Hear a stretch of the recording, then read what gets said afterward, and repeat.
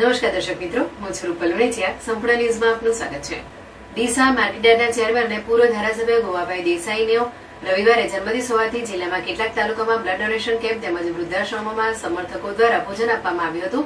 તે જ રીતે પાલનપુરમાં ગોવાભાઈ દેસાઈના જન્મદિવસ નિમિત્તે તેમના સમર્થકો અને શુભેચ્છકો દ્વારા જૂના આરટીઓ પાસે આવેલા વૃદ્ધાશ્રમમાં વડીલોને રસ, રોટલી, શાક, દાળ ભાત સહિતનું ભોજન પીરસવામાં આવ્યું હતું, જેમાં મોટી સંખ્યામાં સમર્થકો અને શુભેચ્છકો જોડાયા હતા.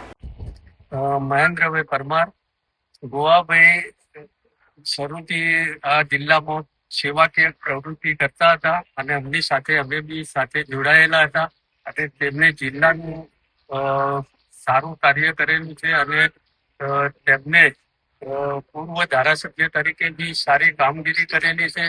આજે એમનો જન્મદિવસ છે એટલે અમે સ્નેહી મિત્રોએ એક જન્મદિવસ ઉજવણીનો વડીલ વિસ્તારથી ટૂંકમાં તેમના જન્મદિવસનું ભોજન વડીલોને આપવા માટે આવેલા અને વડીલોને ભોજન પીરસાયું અને વડીલોએ તેમના દીર્ઘ આયુષ્ય માટે પ્રાર્થના કરી અને તેમને વધુ ને વધુ સારા કાર્ય કરતા રહે અને લાંબુ આયુષ્ય જીવે તેવી અમારી પ્રભુને પ્રાર્થના છે.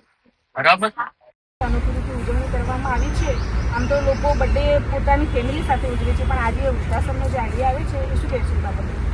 ગોવાભાઈ દેસાઈ વિવિધ સહકારી મંડળીઓ સાથે તેમજ પૂર્વ ધારાસભ્ય પણ રહેલા છે અને જુદા જુદા સામાજિક કાર્યોમાં એ સદાય અગ્રસર રહ્યા છે.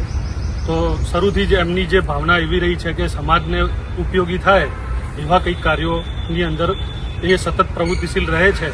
તો અમને મિત્ર સર્કલને બી જે કહેવાય ને એમના કાર્યો જોઈ અને એવી અંતરથી ભાવના થઈ કે આજે રોજ એમના જન્મદિવસ નિમિત્તે વૃદ્ધાશ્રમની અંદર એક સરસ જમણવારનું આયોજન કરીએ એ નિમિત્તે આ આયોજન કર્યું છે. અને ગોવાભાઈ સતત આવા કાર્યો કરતા રહે અને સમાજની સેવા કરતા રહે એવી આપણે ઈશ્વરને પ્રાર્થના કરીએ.